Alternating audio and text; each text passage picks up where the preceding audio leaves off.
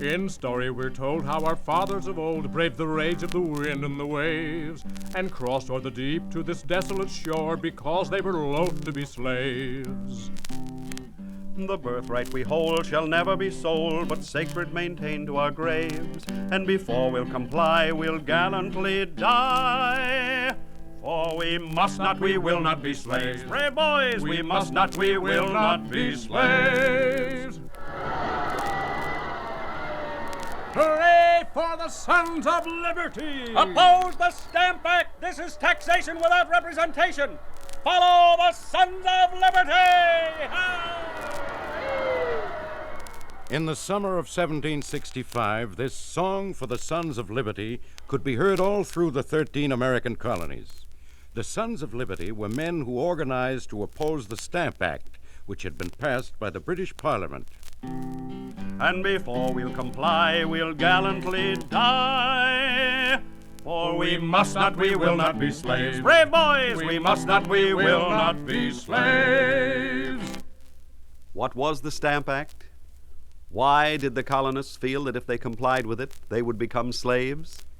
To understand this bitter controversy, it is necessary to go back to the period following the French and Indian War.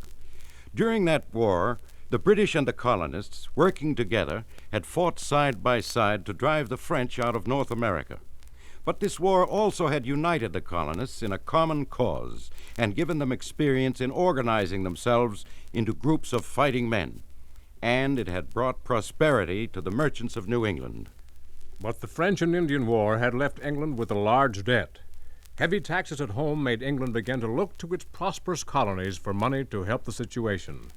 George Grenville, as the head of the British government under King George III, had the job of figuring out ways of raising money in the colonies for the British Treasury.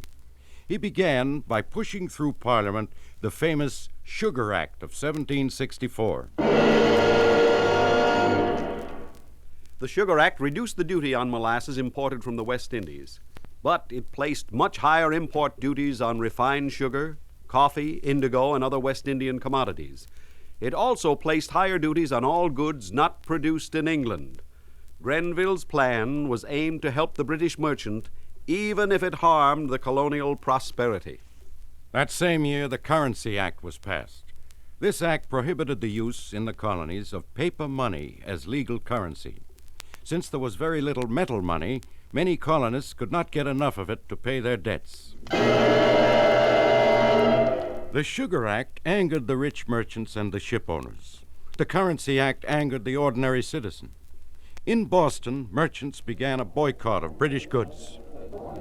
We merchants will do without English laces and ruffles. And we workers will follow your example. We will not wear any work clothes that are not made right here in Massachusetts. The boycott gradually spread to the other colonies, but Grenville continued his reforms. He ordered that a permanent garrison of 10,000 British soldiers be stationed in America. Although these British soldiers were sent, supposedly, to guard the colonial frontiers against Indians, actually they were stationed throughout the colonies. Under this Quartering Act, the colonists had to provide barracks and supplies for the British troops.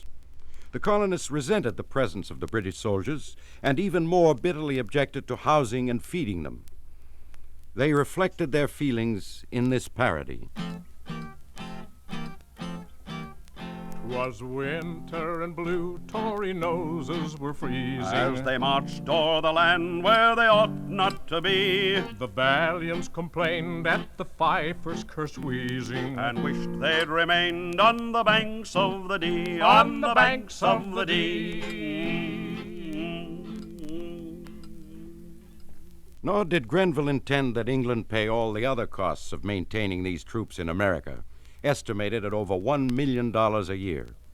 He decided that 1/3 of this sum should be raised directly by taxing the colonies. Thus, Parliament passed the Stamp Act to become effective on November 1st, 1765. The Stamp Act placed a tax upon newspapers, almanacs, pamphlets, legal documents of all types, ships' papers, and even playing cards. Hoping to get the colonists to cooperate, Grenville appointed Americans to collect this tax, which was then paid into the British Treasury. But cases concerning violations of the Stamp Act could be shifted from the usual colonist courts, where citizens enjoyed the right of trial by jury, to British Admiralty courts, where the verdict was given by the judge alone. American opposition, which had been building steadily, now became unanimous. The Stamp Act affected groups which carried great weight throughout the colonies: lawyers, printers, businessmen, and ship owners. All over the country, angry mutterings could be heard. We colonists should have a right to a trial by jury, just as have Englishmen living in England. Yes, this is the first time Parliament has ever put a direct tax on us. Right. It's one thing to make us pay duties on products, but this is different. If they get away with this, they'll put on more. And this tax is against the English Constitution. They cannot tax us without our consent, and we have no representatives in Parliament. This is taxation without representation. In the Virginia House of Burgesses, Patrick Henry introduced the Virginia Resolutions. These stated, that the General Assembly of this colony have the only and sole exclusive right and power to lay taxes and impositions upon the inhabitants of this colony.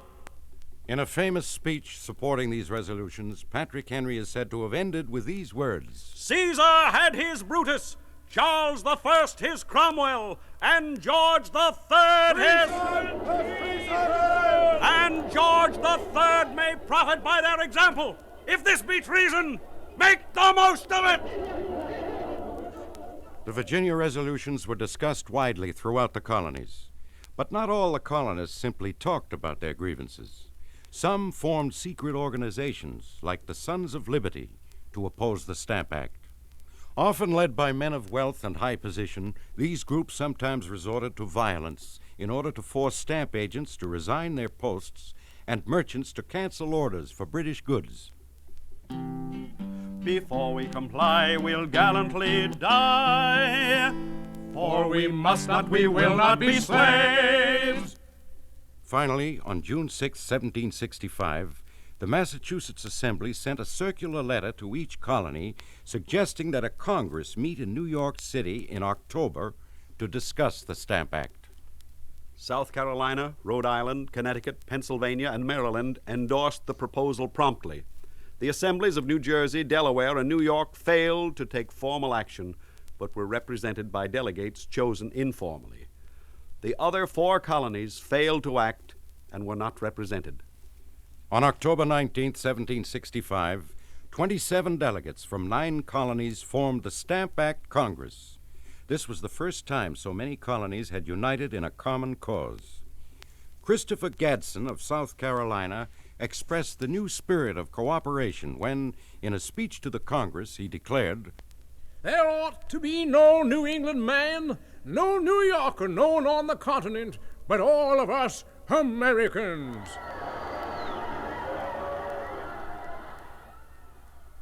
The delegates organized a colony-wide boycott of British-made goods. Then they drew up a set of 14 resolutions known as the Declaration of Rights and Grievances. The declaration was chiefly the work of John Dickinson of Pennsylvania. The close and strong ties which the colonists still felt for their mother country, England, are evident in the opening words. The members of this Congress, with the warmest sentiments of affection and duty to His Majesty's person and government, esteem it our duty to make the following declarations of our humble opinion respecting the most essential rights and liberties of the colonists and of the grievances under which they labor by reason of several late acts of Parliament.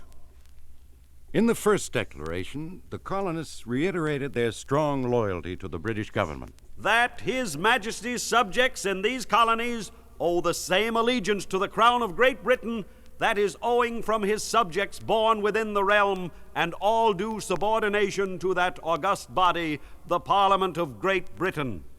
The second declaration stated that the American colonists should have the same rights and privileges as those enjoyed by Englishmen born in Great Britain. That His Majesty's subjects in these colonies are entitled to all the inherent rights and privileges of his natural-born subjects within the Kingdom of Great Britain. The third declaration asserted that one of these rights was that Englishmen could not be taxed without their consent. that it is essential to the freedom of a people and the undoubted right of Englishmen that no taxes be imposed on them but with their own consent, given personally or by their representatives. Declaration 4 pointed out the fact that Great Britain did not allow the colonies to be represented in the British House of Commons. Declaration 5 stated that since the only representatives of the colonists were those chosen for their own colonial assemblies, the only taxes that could be constitutionally imposed must be levied by their own colonial legislatures.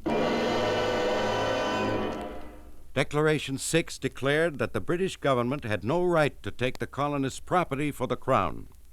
This referred to the Quartering Act's demands that supplies and quarters be provided by the colonists for British soldiers.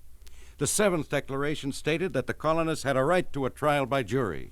Trial by jury is the inherent and invaluable right of every British subject in these colonies.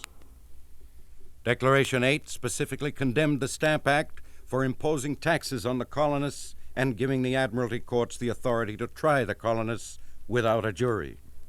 The late Stamp Act, by imposing taxes on the inhabitants of these colonies and by extending the jurisdiction of the courts of the Admiralty beyond its ancient limits, have a manifest tendency to subvert the rights and liberties of the colonists. Declaration 9 stated that the duties imposed by the British Parliament were so high that they would be impossible to pay. Declarations 10 and 11 pointed out that the trade restrictions put on the colonies would actually harm Great Britain because the colonies would be unable to purchase any British goods. Declaration 12 stressed that the colonies and Great Britain must continue to work together for their common good. That the increase, prosperity, and happiness of these colonies depend on the full and free enjoyments of their rights and liberties, and an intercourse with Great Britain mutually affectionate and advantageous. Declaration 13 established the right of the colonists to petition the king.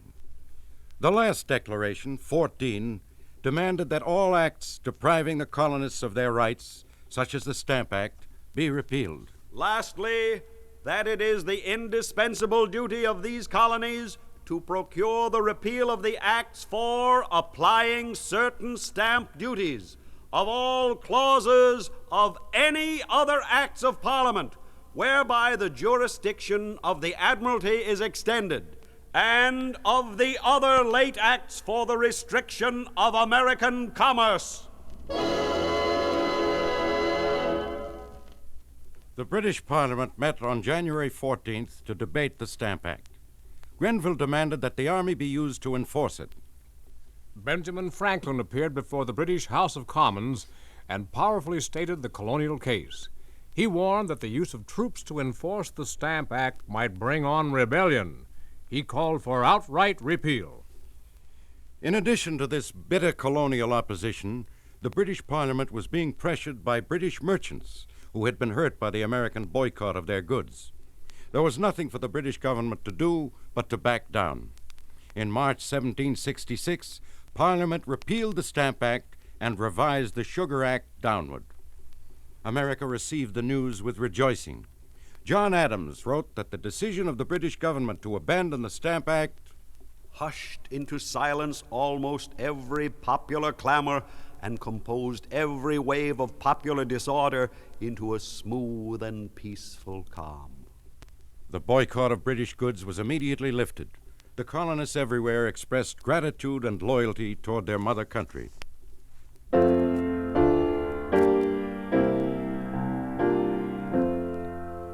God save our gracious King, long live our noble King, God save the King, send him victorious,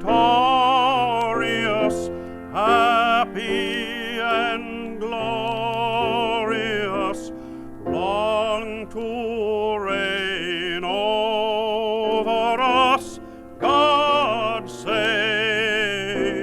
the King. But Parliament had bowed to pressures. it really had not accepted the American arguments as presented in the resolutions drawn up by the Stamp Act Congress. This was made clear by a Declaratory Act passed by Parliament, which stated that the King and Parliament had full power and authority to make laws binding the American colonists in all cases whatsoever.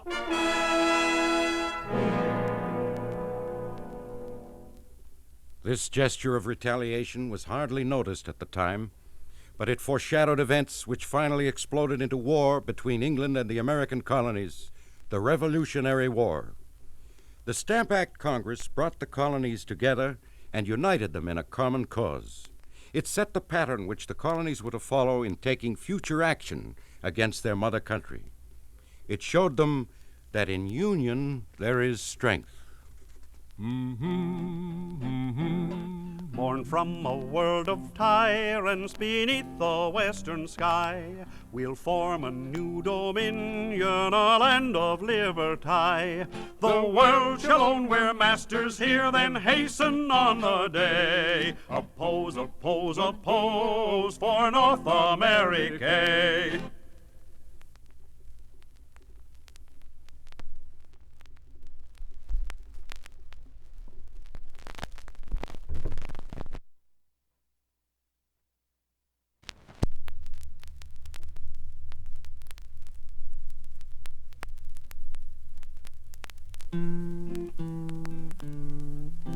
School days, good old golden rule days.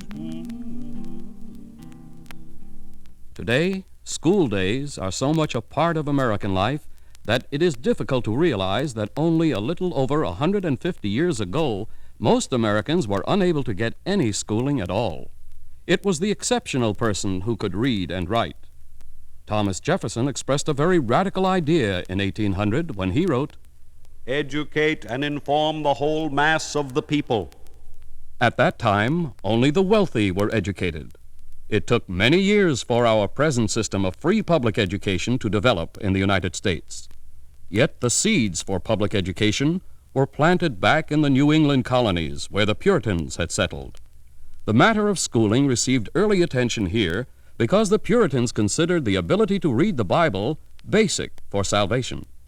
As a result, on April 14, 1642, the Massachusetts Bay Colony passed the first law dealing with public education in the American colonies. It provided only for teaching children to read.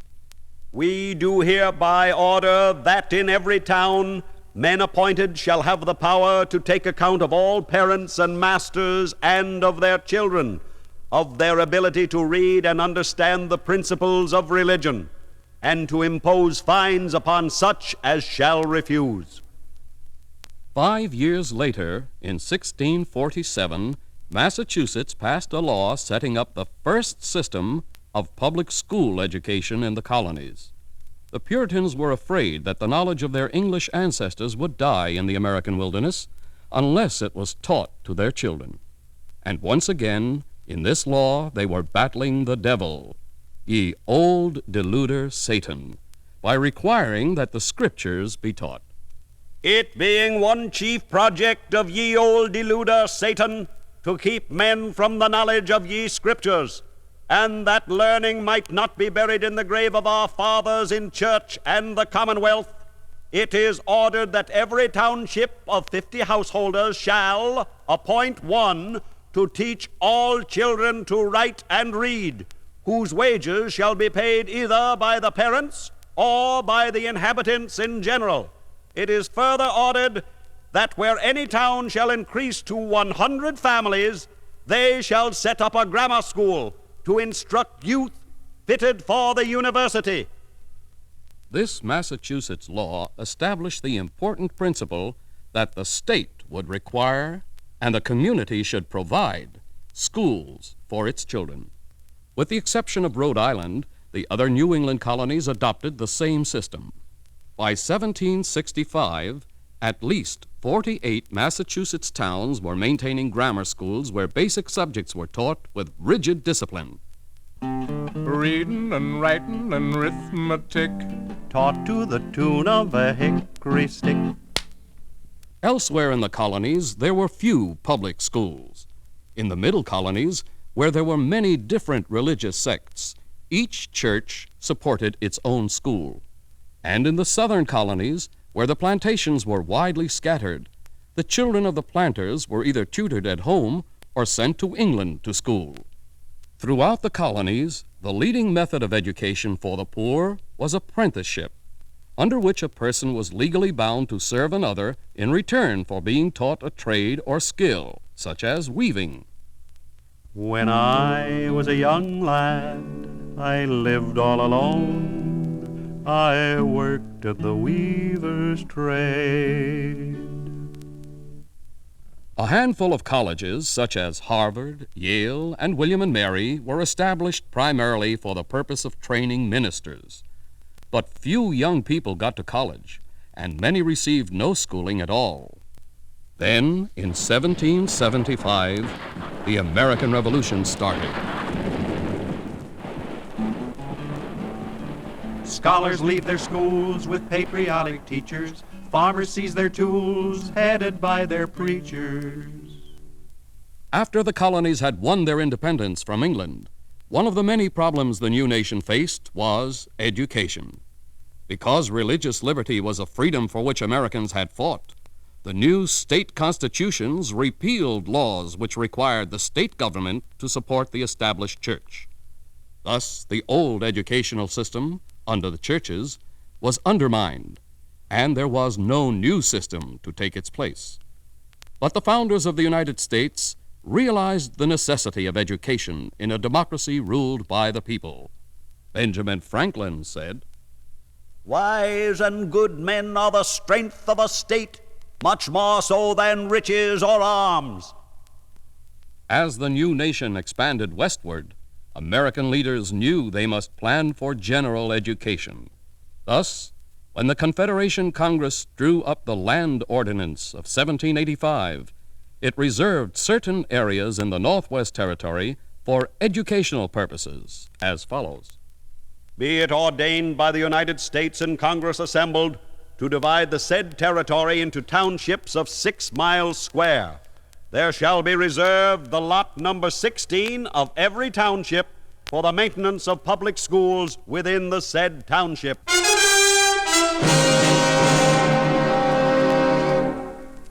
Thus, the principle of national support for education was established. 2 years later, this principle was reaffirmed in a provision of the Northwest Ordinance of 1787, which stated, Religion, morality, and knowledge being necessary to good government and the happiness of mankind, schools and the means of education shall forever be encouraged. At first, there was not much interest in education along the frontier. The settlers were too busy conquering the wilderness and trying to survive the hardships of frontier life. Education mainly consisted of the 3 R's, and the switch was used freely to discipline the students. But gradually, more and more one-room schoolhouses were built on western townships. It was there I learned reading and writing in the little one-room school, and 'twas there I learned howling and fighting from my schoolmaster, Mr. O'Toole. And along the eastern coast, people who were not wealthy began to argue for more educational opportunities for their children.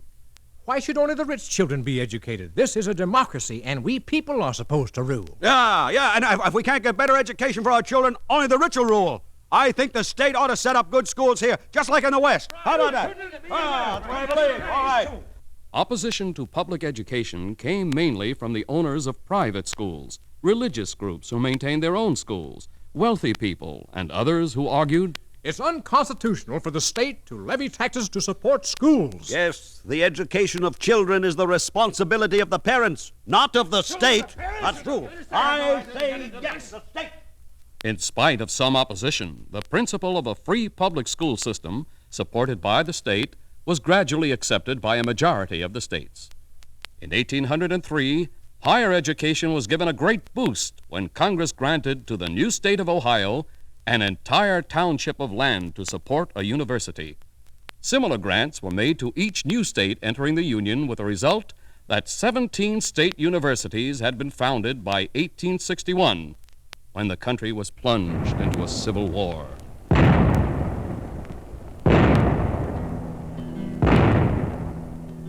In 1861, hurrah, hurrah, that was when the war begun, hurrah, hurrah. Even during the Civil War, public education was given a powerful stimulus. On July 2nd, 1862, Congress enacted what is considered one of the most important pieces of legislation ever passed by the government on behalf of education, the Morrill Act. This act granted land to each state loyal to the Union. Section 4 of the Morrill Act states the purpose for which this land was to be used. The endowment, support, and maintenance of at least one college where the leading subject shall be, without excluding other scientific and classical studies, to teach such branches of learning as are related to agriculture and the mechanical arts. The Morrill Act laid upon the states the obligation to support a program of higher education. The intent of the law was to place a college course within the reach of everyone who wanted it. State after state revised its educational system in order to meet the terms of the act. Many states used their grant to develop one large university of agriculture and engineering. On Wisconsin, plunge right through that line. On Iowa, proudly at the fore, on Iowa, on forevermore. Minnesota, hats off to thee. Hail to the victors valiant, hail to the conquering heroes, hail, hail to Michigan, the champions of the West. Other states set up several smaller colleges. Eventually, 69 land grant colleges profited from the terms of the Morrill Act.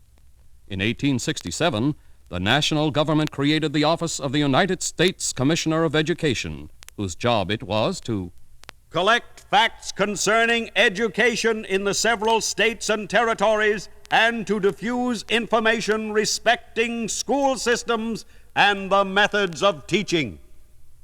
Although the first public high school was established in Massachusetts in 1821, it was not until after the Civil War that the movement for public high schools grew stronger across the country. Before this, private academies had generally carried forward the education of those going on to college.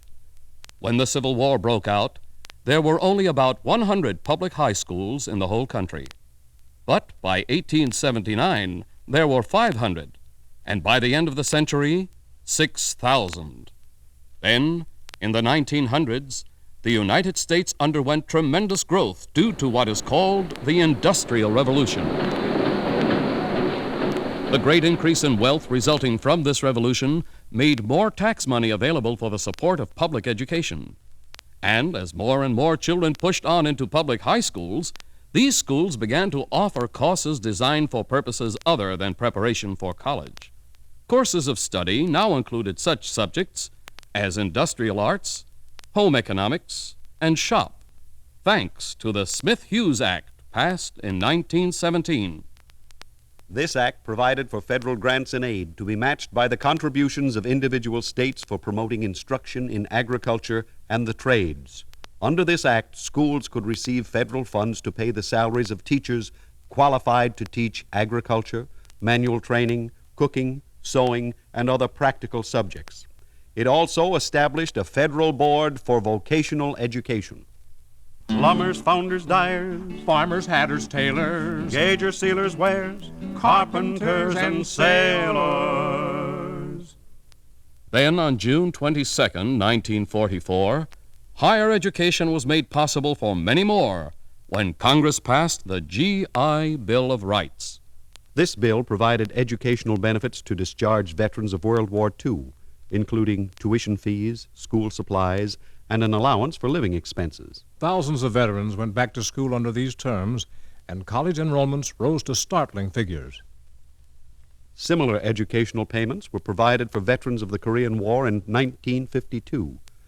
Many believe that the expenditures made in behalf of education through these two GI bills eventually will prove to be one of America's soundest investments.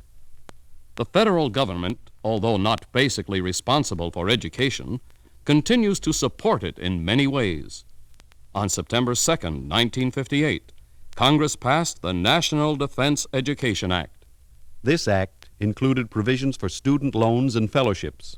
It also provided grants to states on a matching fund basis for their public schools to increase education in science, mathematics, and foreign languages, and for technical job training.